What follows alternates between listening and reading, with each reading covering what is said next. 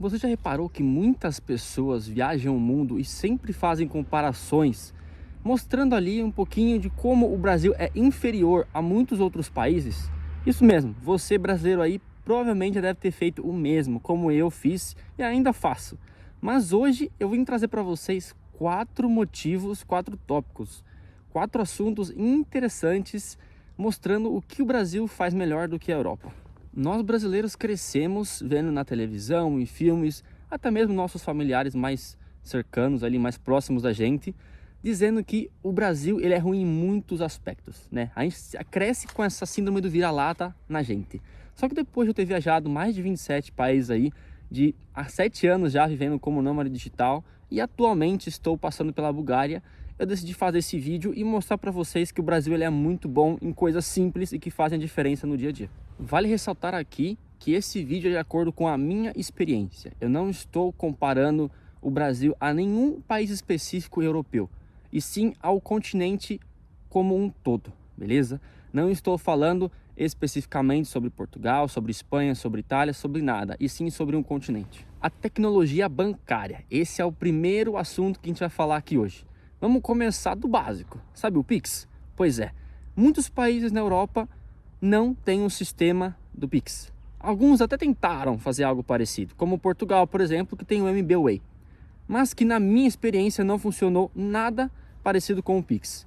A Europa em si tem vários cartões que as pessoas utilizam, como por exemplo a Wise, a Revolut, que também utilizamos no Brasil.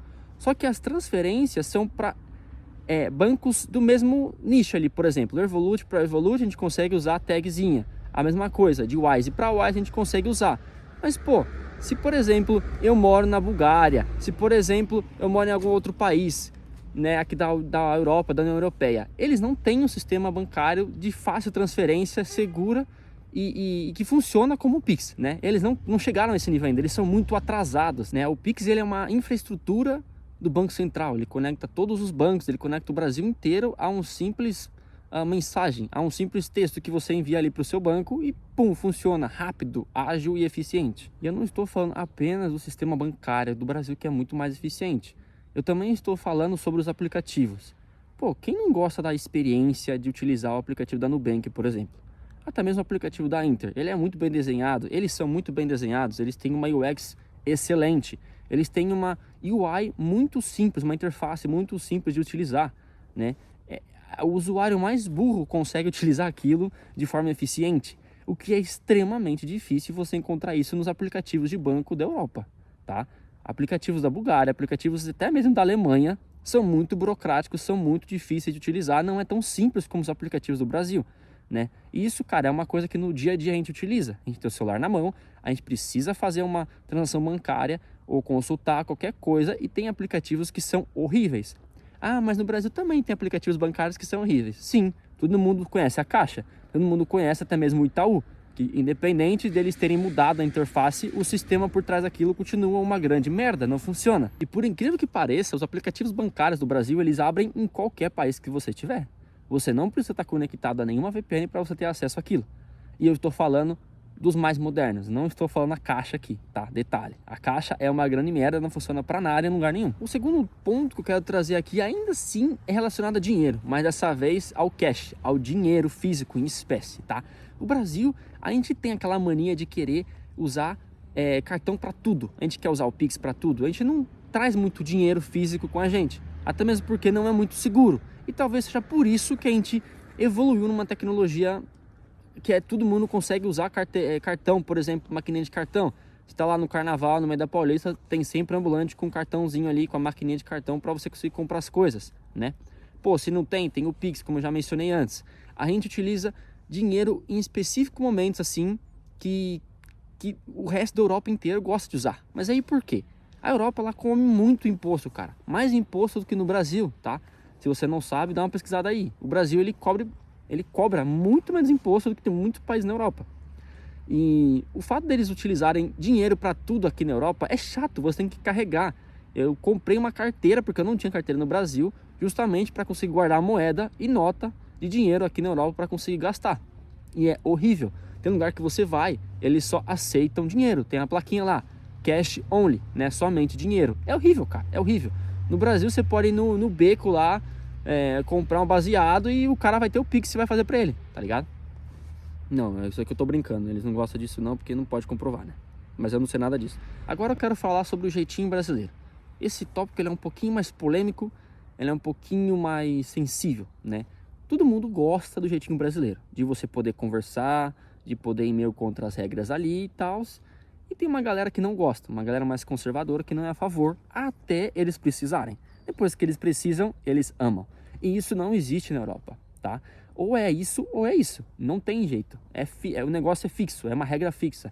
Pô, se você vai no restaurante, tal, e você quer juntar duas mesas, você não pode, por exemplo, né? Mas no Brasil você fala, putz, você que vai chegar uma galera aqui e tal, não sei o quê. Ah, pô, você conhece fulano, não sei o quê e tal. Sempre tem um jeitinho. Na Europa não, na Europa é muito complicado.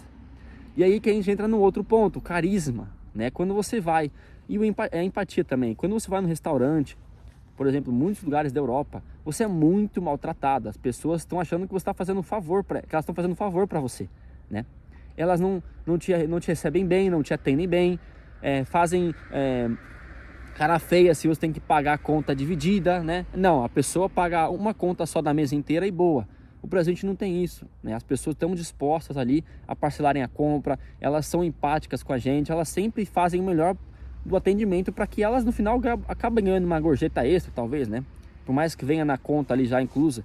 É muito diferente a forma como o brasileiro ele trata as pessoas, até mesmo os estrangeiros. A gente abraça os estrangeiros. Às vezes eu até penso que a gente baba ovo até mais, né, para estrangeiro, que não deveria ser, mas é legal, a gente sempre trata eles muito bem. Já na Europa, se você é estrangeiro, porra, muito provável você vai ser ataque de xenofóbico, né? Um ataque xenofóbico com você, né? Não tô falando especificamente de país nenhum, mas por conta desse turismo massivo que vai acontecer na Europa nos últimos tempos, as pessoas elas têm olhado para os turistas com um olhar um pouco diferente, né? E o Brasil não, cara, quanto mais turista a gente tem, melhor. Independente do que acontece no Brasil, a gente sempre recepciona os estrangeiros de uma forma incrível. Um outro tópico muito interessante aqui que todo mundo fala isso, não importa onde você esteja, sobre o SUS, o Sistema Único de Saúde do Brasil. O SUS, ele por mais que tenha fila, por mais que nem todos os lugares são bem estruturados, eles atendem as pessoas de uma forma eficiente, como deveria ser. Eles atendem estrangeiros, tá? Não importa de que país você seja, você vai ser atendido se você é estrangeiro no Brasil. Se você é brasileiro, você vai ser atendido, você vai conseguir passar por cirurgia, vai conseguir passar por transplante, vai conseguir passar por um check-up ali, um exame de rotina normal.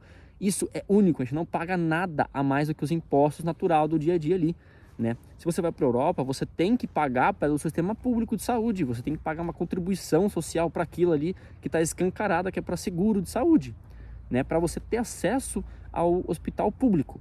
E você não vai ser bem atendido como no Brasil, né? As enfermeiras, os enfermeiros, os médicos brasileiros, eles são muito capacitados, eles são muito 1000 anos luz na frente dos europeus, cara. Tanto é que a Alemanha ama contratar médico e enfermeiro brasileiro, tá? Por conta do jeito que eles trabalham, pela eficiência de serviço deles. E se você precisar de atendimento médico aqui na Europa para coisa idiota, não sei, um exame de vista, sei lá, tirar sangue para ver se você tem, sei lá, déficit de vitamina, algo do tipo assim, que no Brasil qualquer R$100 você faz. Aqui não, meu querido, aqui as coisas mudam. As coisas aqui são caras, elas são burocráticas para você conseguir agendar, para você ter que ir, para você conseguir falar com o médico. E não vai ser a mesma atenção. A medicina na Europa como um todo não é boa, não importa o país que você já tenha passado, não importa o país que você tá, nunca vai ser tão eficiente igual o Brasil. Experiência própria minha, de viajando por vários países aqui. O Brasil sempre me atendeu muito bem em postinho de saúde, do postinho de saúde do seu bairro, né? Até mesmo hospital mais caro ali privado, com ou sem convênio. E você deve estar se perguntando agora, beleza, Luiz, se você fala tão bem do Brasil, por que você não mora nele? Gente, eu sou uma pessoa curiosa, eu gosto de viajar o mundo, eu gosto de explorar o mundo. Eu não moro no Brasil agora porque eu estou viajando o mundo, eu estou conhecendo outras culturas, eu estou estudando sobre outras culturas, estou aprendendo outros idiomas, estou vivendo minha vida. Eu sou nômade, eu não tenho um lugar fixo no momento e eu estou viajando o mundo. Não é porque eu gosto de N coisas no Brasil que eu deveria ficar lá. Da mesma forma que o Brasil tem muitos problemas que na Europa não existe, como por exemplo a segurança, como por exemplo o poder de compra e por aí vai, beleza? São comparações que eu estou trazendo, que eu estou fazendo, dado que sou brasileiro fora do meu país e atualmente no continente europeu. tá bom? Então por isso, não tem um porquê de eu... se eu gosto do SUS, se eu gosto do PIX, por que eu não tô no Brasil, tá bom? Eu sou viajante, eu viajo o mundo, eu exploro ele. E eu tô trazendo aqui uma comparação dada as minhas experiências e minha perspectiva de vida.